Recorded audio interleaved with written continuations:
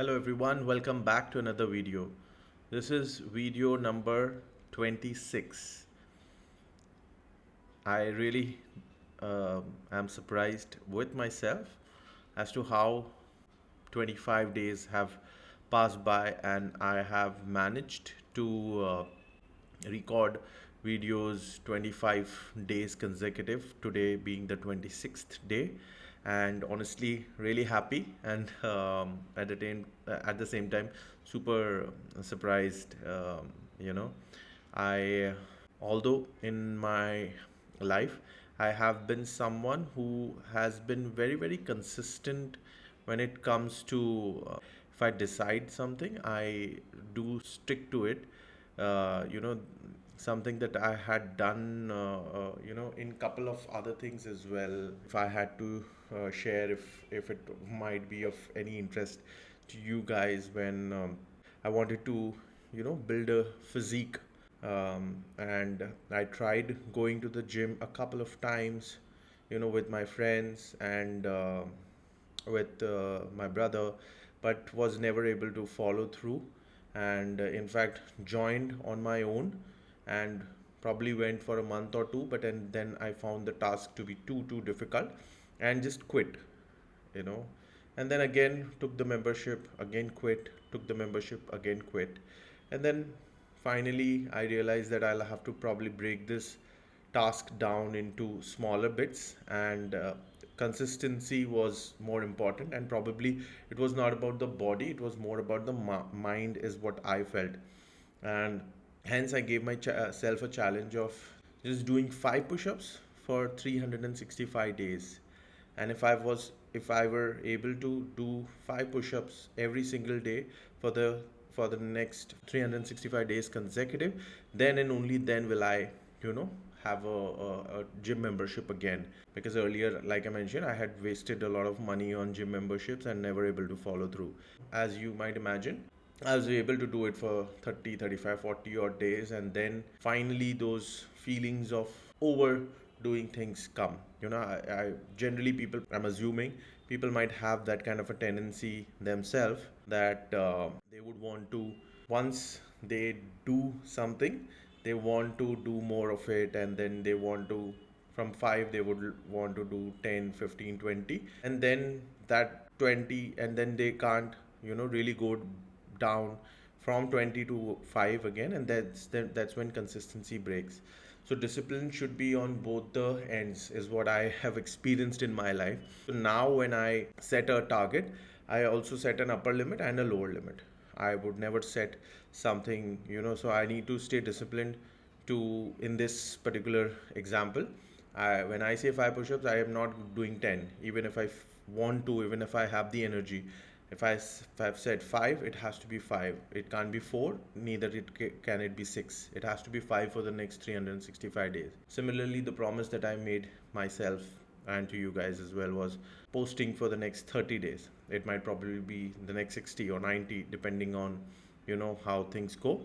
But then yes, that is what I wanted to stick to, and that is what I've been able to do so far. I mean, still 4 days remaining. Things, you never know.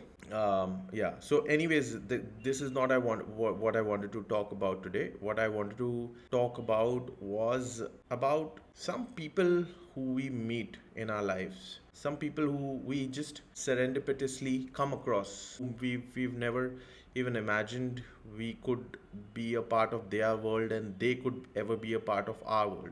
They are completely different in terms of their stature, in terms of the intelligence that they have, in terms of personality, the personality that they have. And yet, for some reason, we just, come across such people, and then when we build some kind of an understanding or a rapport, I would say, and these people, they have so much of an impact on you, not in the physical sense, but probably in a sense wherein you learn some things from them. You learn their habits, you learn the way they talk, the way they think, or the way they have this ability to make sense of things, or the sense or the ability to articulate. So I happened to come across someone like this in my last year. I had to do this particular assignment which was given to me, and for that I just happened to meet this particular person. And earlier I was like too intimidated to even talk to him or have an interaction with him, and I used to just be super measured and super distant from this gentleman. And as and when we just happened to start to talk to each other and things started to take some shape, and I just got little bit closer to this gentleman, and I just felt this amazing calm whenever I interacted with him. Of course I was interacting with him for business. It wasn't personal, or it wasn't for leisure. It was more over business. But whenever I happen to talk, and he's, of course, he's the opposite party. It's not as if he's on my side. He's the opposite party. I have to do a negotiation with this gentleman. But the way this gentleman carried himself, the way he used to understand things, and a lot of things that we were negotiating, I was thinking for my best, he was thinking for his best. But then the way he used to make sense, I would say, of things which I was trying to draw in my favor, but he was being so understanding and so cooperative that it just left a mark and left an impact on me. So much so that I started learning from him. And the days when I did not have an interaction with him, I used to feel a bit, that something was missing. That calm was missing. And even the way he talks on the, when we are having a telecommunication over a phone, he talks so slowly and in such a measured way. And even if you're talking about some things which are commercial and which are for your favor, and the way he will put it across to you, and the way he will understand, and the best part about him, what I feel is what works for him, is that he always thinks in win-win, is what I feel. He would never structure something that is win for him and probably a lose for me, or a lose for the other party, the client, on behalf of whom I'm negotiating with him. I think that is what probably works for him. He was so understanding in the entire process, as well as the kind of learnings that he gave me. I just felt that when I am on my second stage of my journey. Right now I'm an employee, I'm working with somebody, I'm working for someone, and when I start my entrepreneurial journey, I just want him to be my mentor. In fact, I have already, I haven't really told him this, but then I treat him to be my mentor. I take a lot of learning from him, and he honestly, in terms of commercial financial sense, and in the industry where I belong, he is really a big person in terms of his stature. But then the kind of relationship, I can call him up. I was just interacting with the gentleman. It's 9:30, quarter to 10 right now in the night, and I just picked up the phone and just called him. That is the kind of rapport and understanding I have built with him. At times I just feel that on the same, are we even in the same league, or am I even supposed to be interacting with this gentleman with this kind of an ease?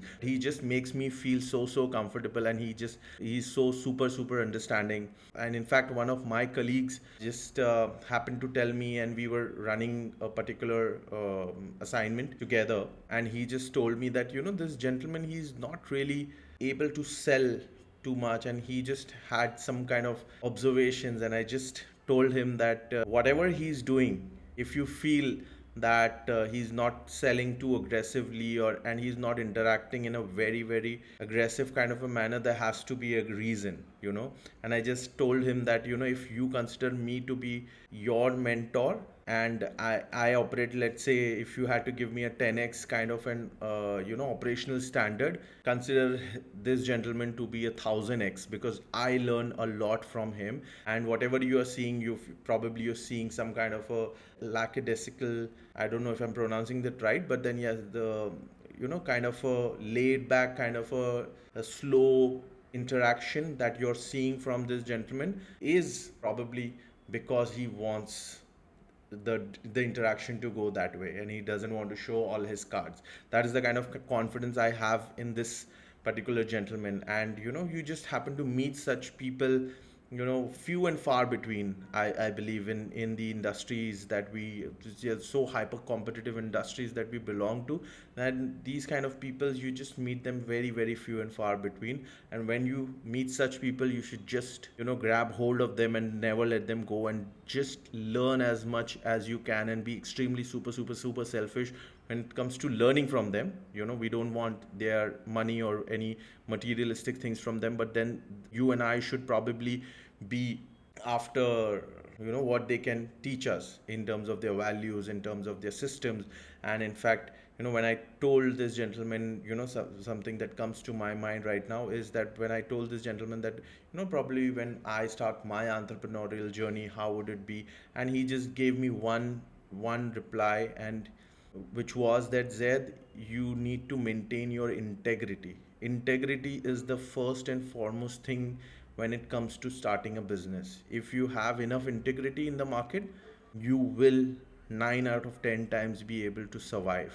And that is what the learning he gave me. And so that is what I wanted to talk about and discuss with you guys today. This is First Principles. My name is Zaid, and thank you for tuning in.